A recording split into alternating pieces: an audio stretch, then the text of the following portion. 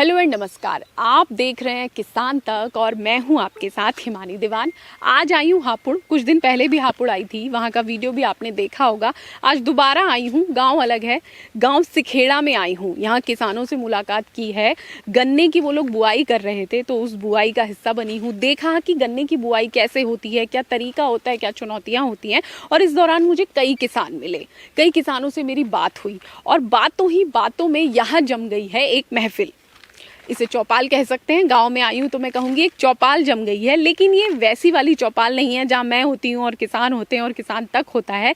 ये चौपाल थोड़ी अलग है। शायद किसान तक पर भी ऐसी पहली चौपाल है कि यहाँ किसान भी हैं, केवीके भी है। केवीके यानी कृषि विज्ञान केंद्र के अधिकारी भी इस चौपाल पे मौजूद हैं।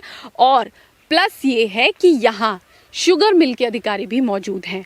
तो तीनों तार यहाँ जुड़ गए हैं। जब हम किसानों से बातें करते हैं तो वो बहुत सारे सलाह मशवरा की चीज़ें चाहते हैं, उन्हें गाइडेंस चाहिए होता है, जो देता है केवीके यहाँ मौजूद है। जब हम गन्ना किसानों की बात करते हैं तो उनकी बहुत सारी शिकायतें होती हैं शुगर मिल से। पैसे ना मिलना, पैसे समय पे ना मिलना, पैसों का ब्याज ना मिलना, गन्ने की फसल पूरी तरीके से शुगर मिल का ना लेना, तमाम तरह की समस्याएं। तो आज यहाँ जो जम रही है महफिल, जो सज रही है चौपाल, उसमें किसान हैं, केवीके है और शुगर मिल भी है। तो देखते हैं क्या कुछ होने वाला है, क्या सवाल रहेंगे, क्या आर पार का युद्ध होगा, क्या तीखे वार होंगे और क्या सबसे अहम क्या जवाब मिलेंगे। आप बने रहिए किसान तक के साथ।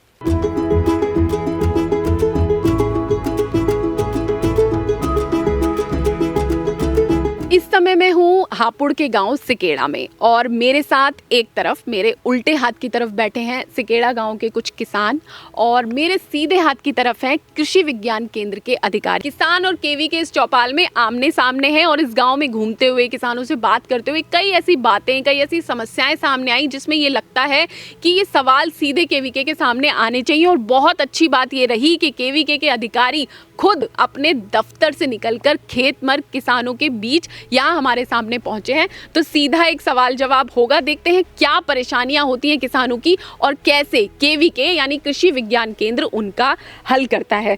तो स्वागत है जय प्रकाश जी का। ये यहाँ सिकेड़ा गांव के किसान है, बहुत ही प्रगतिशील किसान है, बहुत सारे अवार्ड ले चुके हैं, बहुत ही मुखर रहते हैं और इन्होंने मुझे कई तरह की समस्याएं बताई। तो केवीके से सीधा सवाल आपका यहाँ क्या रहेगा? मैं ये कहना चाहूँगा कि गन्ने में जो रेड रोड समस्या आ गई 238 के अंदर, हालांकि मतलब सरकार ने नई प्रजातियां दी हैं, लेकिन इसको भी मतलब कैसे चलाया जा, रेड रोड को कैसे हम कंट्रोल करें, इसके बारे में मैं श्री रघुवंश जी से निवेदन करूंगा कि हम रेड रोड के बारे में थोड़ा सा बताएं। हाँ, मुख्य समस्या गन्ने में रेड रोड की है। क्या ये सिर्फ एक वैरायटी के लिए 0238? हाँ, ये वैरायटी में है। आप लोगों को हम लोगों ने वैरायटी रिप्लेसमेंट भी करा दिया है और तमाम वैरायटियाँ हमारी आ चुकी है। और हमारा आपसे यही निवेदन है, इसके कई ट्रीटमेंट होते हैं। इसका एक ट्रीटमेंट है हॉट वाटर ट्रीटमेंट, जो बड़े पैमाने पर करना पड़ता है। गन्ने का बीज का जो मास होता है, वॉल्यूम भारी होता है। इसको क्या होता है कि किसान के लेवल पर अकेले नहीं हो पाता है। ये शुगर मिल के सहायता से ही रेड रॉट का ट्रीटमेंट होता है। हॉट एयर ट्रीटमेंट होता है, हॉट वाटर ट्रीटमेंट होता है। पहले ये शुगर मिल में व्यवस्था थी भी। अभी तो हल हमारे पास यही है, जो आप सभी लोग जानते हैं कि वैरायटी को चेंज करो।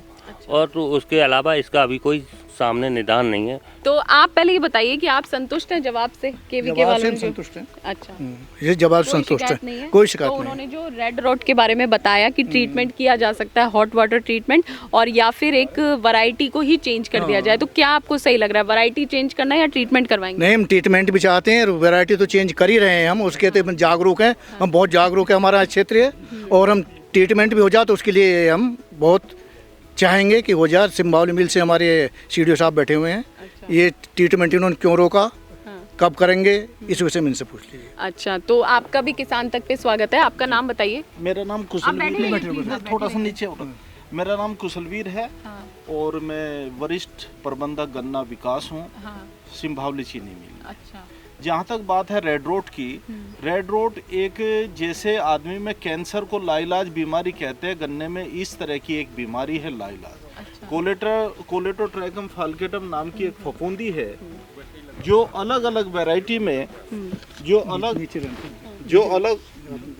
अलग अलग वैरायटी में ये पाई गई है, जो 238 वैरायटी है पूरी तरह से ससेप्टेबल हो चुकी है रेड रोट से, और इसमें 13 वेरिएंट पाया गया है। जो स्पेशल वेरिएंट है इस फंगस का, जिसमें किसी उससे दवाई से ट्रीट करना बड़ा मुश्किल हो रहा है। एक कहावत है, prevention is better than cure, उपचार से बचाव बेहतर है। रेड रोट की कोई दवाई नहीं है, बहुत सी कंपनियां दवाई बेचती है लेकिन कोई दवाई इसकी नहीं है। हमें इसका इंटीग्रेटेड पेस्ट मैनेजमेंट जो है उसके तहत इसका केवल बचाव कर सकते हैं। बचाव में हम नंबर 1 पे लेते हैं सीड का रिप्लेसमेंट। जो वैरायटी हमारी ग्रसित हो चुकी है हम उसकी बुआई ना करें। आज के टाइम में 238 वैरायटी जो पॉपुलर वैरायटी है पूरे उत्तर प्रदेश में, वो इससे ग्रसित हो चुकी है, हम उसकी बुआई ना करें। उसका रिप्लेसमेंट दूसरी वैरायटीज से करें, जैसे कोसा 13235, कोलक 14201, कोलक 14201 एक वैरायटी इसी संस्थान की है, कोयम्बटूर का सेंटर है करनाल को 118। ये 4 वैरायटी है और फिलहाल 2 वैरायटी और नई रिलीज की है जिनका बीज अभी बहुत कम मात्रा में गन्ना शोध परिषद शाहजहानपुर, जिसमें 21-22 अक्टूबर को मेला है, वो 10 तारीख से आज से रजिस्ट्रेशन भी किया है किसानों के लिए उन्होंने अपनी वेबसाइट पे कि किसान मिनी किट सीड ले सकता है और नई वैरायटी को रिप्लेस। तो आपका कहने का मतलब है कि 0238 को पूरी तरह रिप्लेस कर दिया जाए। नंबर 1 पे तो वैरायटी रिप्लेसमेंट है। दूसरी बात आती है सीड ट्रीटमेंट की। सीड ट्रीटमेंट और सोयल ट्रीटमेंट, ये 2 पहलू भी बहुत कारगर है। मेरा मानना ये है, अभी हमारे स्पेशलिस्ट साहब ने 4 वैरायटी बताई, जिनमें से 2 वैरायटियों को मैं किसान को बोने की संतुष्टि नहीं करता हूँ। जैसे कौन सी? 14201 और 18 में ब्यात बहुत कम है और 14201 में लागत ज़्यादा चाहती है, पैदावार उसकी कम है उनके वनस्पत। अच्छा। जो मौके पे सगली 9 वैरायटी बोई हुई है मेरे यहाँ। जिस किसान को विश्वास ना हो रहा है अधिकारी को देख सकते हैं जी। ठीक है, तो आप इस बात से सहमत है? इन्होंने 2 वैरायटी खारिज कर दी बुरी तरीके से, जो शुगर मिल वालों ने बोला। आप कुछ जवाब दीजिए इसका। ये लीजिए। मैं डॉक्टर अशोक सिंह, कृषि विज्ञान केंद्र बाबूगढ़ हापुड़ से। मैं थोड़ा सा जो त्यागी जी ने बताया थोड़ा सा उस पर बात करना चाहूँगा, क्योंकि जो 2 वैरायटी आप कह रहे हैं, CO 118 जो है आपकी, ये वैरायटी करनाल से निकली हुई है जी, वहीं से लाए। हाँ, तो आप ये कह रहे हैं कि इसमें पैदावार नहीं, ब्यात कम है। देखिए, ब्यात कम की जहाँ तक बात है, ब्यात कैसे बढ़ाना है। एक चीज रोक रही हूँ, जो लोग ऐसे देख रहे हैं जिन्हें यही नहीं पता कि ब्यात क्या होती है, वो भी आप बता दीजिए कि ब्यात क्या होती है। वही बात। तो जहाँ तक ये जो ब्यात की बात कर रहे हैं त्यागी जी, जैसे ब्यात या इसको कहेंगे टिल्लिंग या कल्लों की संख्या को बढ़ाना है। ठीक है। अब कल्लों की संख्या बढ़ाने के लिए भी और बहुत सारे तरीके हैं, किस तरीके से आप बढ़ाएंगे उसका। थोड़ा सा जैसे अभी बात चल रही थी कि हम बुआई करने जा रहे हैं, तो बुआई में हमें जो मृदा का उपचार है, सीड ट्रीटमेंट है, और उसके सीड ट्रीटमेंट के बाद जो उर्वरक प्रबंधन है, थोड़ा सा उस पर अगर ध्यान देंगे तो हम इस प्रजाति से भी बहुत अच्छा ब्यात ले सकते हैं। क्योंकि मैंने देखा है, मैं इसलिए बोला हूँ क्योंकि मैक्सिमम जो मैंने गन्ने पे ही काम किया है, शाहजहाँपुर में भी रहा हूँ, ISR जहाँ की COL के 14201 वैरायटी है, जिसकी उस पर भी मैं बात करूँगा। क्योंकि ब्यात मैंने देखा है, इसका ब्यात बहुत अच्छा है। लेकिन अगर हम 2-3 चीज़ें कर लें, जैसे अब बुआई आप कर रहे हैं, तो बुआई करते समय आप बायो फर्टिलाइज़र जो हमारे हैं इसका एक तो प्रयोग ज़रूर करें। ट्राइकोडर्मा बवेरिया बेसियाना जो है बायो एजेंट हैं, उनका प्रयोग भूमि उपचार के लिए करें। और इसके बाद सीड ट्रीटमेंट हम ज़रूर करें। बहुत बात होगी सीड ट्रीटमेंट पे, मैं उस पर नहीं बात करूँगा। और इसके बाद आप बुआई करने के बाद हम उर्वरक की जो बात है उस पर ज़रूर ध्यान है, क्योंकि उर्वरक में ख़ास तौर से हम अगर जो उर्वरक की बात करें, पोटास की बात मैं करना चाहूँगा। क्योंकि जो 4-2-1 के जो अनुपात है, नाइट्रोजन, फास्फोरस और पोटास का अनुपात है, उस अनुपात में हम कहीं ना कहीं पर कुछ पोषक तत्वों को तो हमने बढ़ा दिया और कुछ पोषक तत्वों को हमने दिया ही नहीं है, उसकी अनदेखी की, जिस कारण से भी हमारी जो टिल्लिंग है वो प्रभावित सीधे होती। अब बात करें, अगर आप अगर देखें मृदा दोहन की बात, अगर थोड़ा सा मैं बताना चाहूँगा, नाइट्रोजन 150 किलोग्राम नाइट्रोजन का ये गन्ने एक साल खेत में रहता है और ये भूमि से दोहन करता है 150 किलोग्राम नाइट्रोजन, और 60 से 80 किलोग्राम फास्फोरस का दोहन करती है, और सबसे ज़्यादा 250 किलोग्राम प्रति हेक्टेयर पोटास का दोहन खेत से करती है फसल, गन्ने की फसल।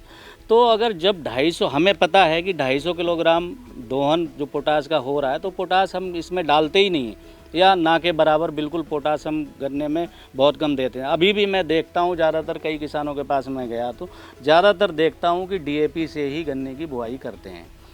ये जो भी समस्या हो, पोटास की क्या उपलब्धता है ये मैं नहीं कह सकता हूँ, लेकिन अगर पोटास हम डालेंगे तो हमारा टिल्लिंग ज़रूर होगी।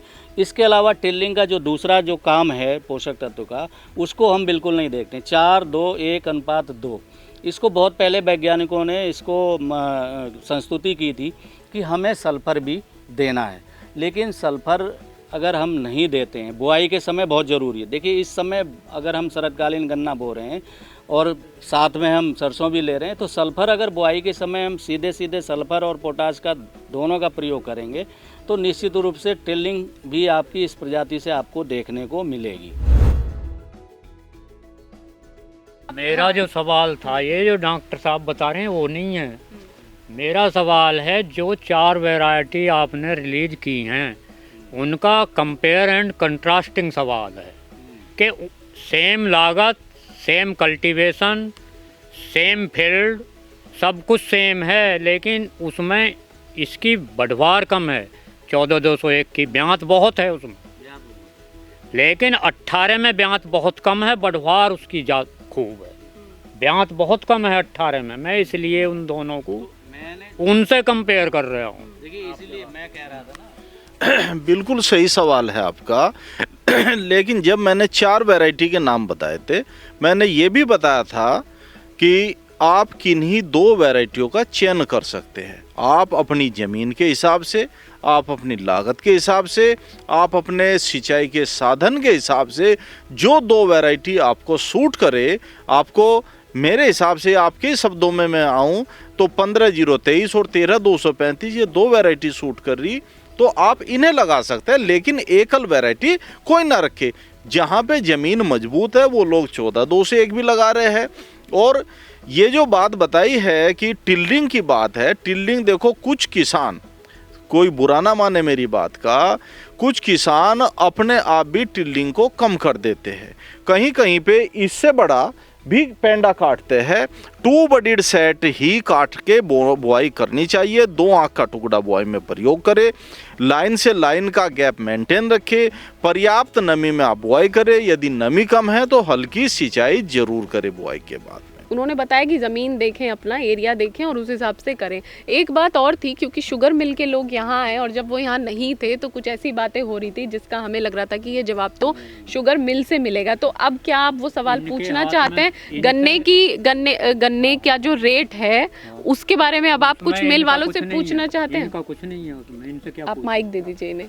क्या है, एक बार इनका सवाल होने दीजिए। हाँ। गन्ने के रेट के मामले में शुगर मिल का कोई हस्तक्षेप नहीं है। जो गवर्नमेंट हमारी रेट निश्चित करेगी वो इन्हें डालना होगा। अच्छा, और आपका ये कहना था कि नहीं डाला गया है? नहीं डालता जब है, जब 2 हिस्से सीजन चला जाता है। अच्छा, मतलब 4 महीने गन्ना बिना रेट के जाता है, उसके बाद हमारी गवर्नमेंट निश्चित करती है कि ये रेट तब ये डालते हैं, तभी डालेंगे।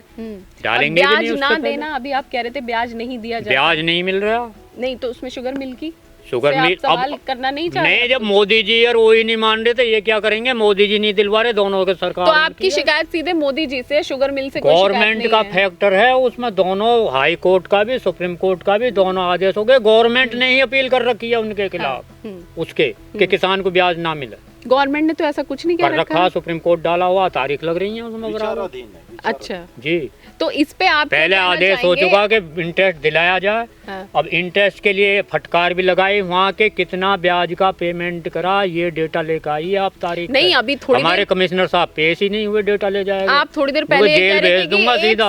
एक साल से मिल से पैसा नहीं मिला है। हाँ, मिल नहीं रहा। अब मिला, अब आया पिछले साल। तो ये सवाल अब आप मिल से पूछेंगे या नहीं कि मिल से एक अब साल से फरवरी पैसा का क्यों आया नहीं है, मिला? पिछले गन्ना डाला हुआ पिछली फरवरी का। तो क्या, तो अब ये इनसे है, ये इनका। तो अब आप उन्हें माइक दे दीजिए। हाँ, ये तो अब आप एज अ मिल रिप्रेजेंटेटिव ये बताइए कि आप जब यहाँ नहीं थे तो किसानों की ये बहुत बड़ी समस्या थी कि मिल से पैसा नहीं मिलता, और ये सवाल मैं जगह जगह सुन रही हूँ किसानों से, तो इस पे क्या कहेंगे आप? आज स्थिति थोड़ी मिल की खराब है और किसानों का पेमेंट मिल के ऊपर ड्यूज है। खराब किस वजह से, क्या वजह? कारण कुछ भी रहा हो, मैंने तो ये मिल पिछले साल ज्वाइन की थी, एक साल आप सिंभावली मिल से हैं? हाँ, मैं सिंभावली से हूँ, लेकिन मैं इसमें पिछले साल आया हूँ। लेकिन ये 10-12 सालों से इसका थोड़ा पेमेंट खराब है। लेकिन अभी तक हमने जो हमारी फैक्ट्री 23-24 अप्रैल तक चली थी, किसान को 28 फरवरी तक का हमने भुगतान कर दिया है। 1 महीना 23 दिन का भुगतान हमारे ऊपर ड्यूज है, उसे समय रहते हुए ही कर देंगे। लेट तो हो ही गई है, गाड़ी लेट तो हो ही गई है। 1 महीने का ड्यू है, आप ये कह रहे हैं? 1 महीना 23 दिन का पेमेंट ड्यूज है, जिसमें किसान के ऊपर हमारा कुछ दवाइयों का, चीनी का ये भी पैसा रहता है। तो लगभग 1-1.25 महीने का पैसा हमारा किसान मतलब किसान का पैसा मिल के ऊपर ड्यूज है। बस 1-1.25 महीना, बस 1-1.25 महीने का पैसा ड्यू है। आप सब मान रहे हैं ये बात? क्योंकि थोड़ी देर पहले, हाँ, तो मैं वही कह रही हूँ। सुनो माइक क्यों नहीं दिया आपने? कितने दिन बाद? 1 मिनट। ब्याज की जहां तक बात है, ब्याज का केस माननीय उच्च न्यायालय में विचाराधीन है। जैसे ही निर्णय आएगा ऐसे ही हर चीनी मिल को वो मानना पड़ेगा।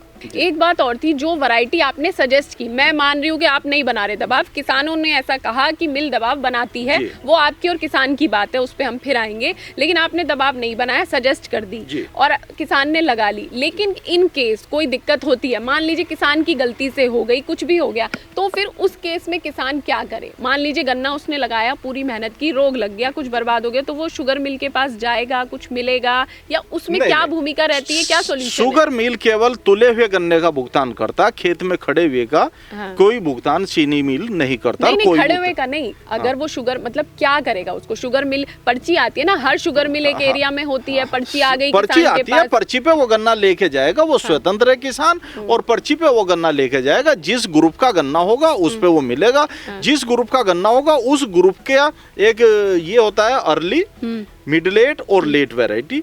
तो इनका ग्रुप बना हुआ है गवर्नमेंट की तरफ से। अब तो पर्ची देना और ये सरकार के हाथ में है, समिति करती है। चीनी मिल तो केवल गन्ना तोलती है और भुगतान देती है। अच्छा। केवल ये है, तो चीनी मिल गन्ना तो लेगी, 38 गन्ना फेज आउट है। तो लेकिन हमारी ये सलाह है किसानों से पुनः कि ये वैरायटी में रोग आया है, रोग को देखते हुए इसे आगे ना बढ़े, दूसरी वैरायटी अपने हाथ में जरूर रखें। और जिन्होंने लगा ली है, जिनका गन्ना वो गन्ना लिया जाएगा, वो लिया जाएगा, लेगी, वो सह सम्मान लिया जाएगा। बिल्कुल। हमने केवीके से बात शुरू की, किसान हमारे साथ थे, बीच में शुगर मिल वालों ने भी हमें ज्वाइन किया और एक हेल्दी डिबेट हमने यहाँ देखी, और उम्मीद है इस तरह की डिबेट जारी रहेगी। गन्ने से बात शुरू हुई थी, गन्ने को लेकर और अपडेट्स और जानकारियां आप किसान तक चैनल पर देख सकते हैं। बने रहिए किसान तक के साथ। अगर ये वीडियो आपको पसंद आया है तो इसे लाइक ज़रूर करें। अगर चैनल अभी तक सब्सक्राइब नहीं किया है तो कर लें, और नोटिफिकेशन पाने के लिए बेल आइकन भी दबा दें।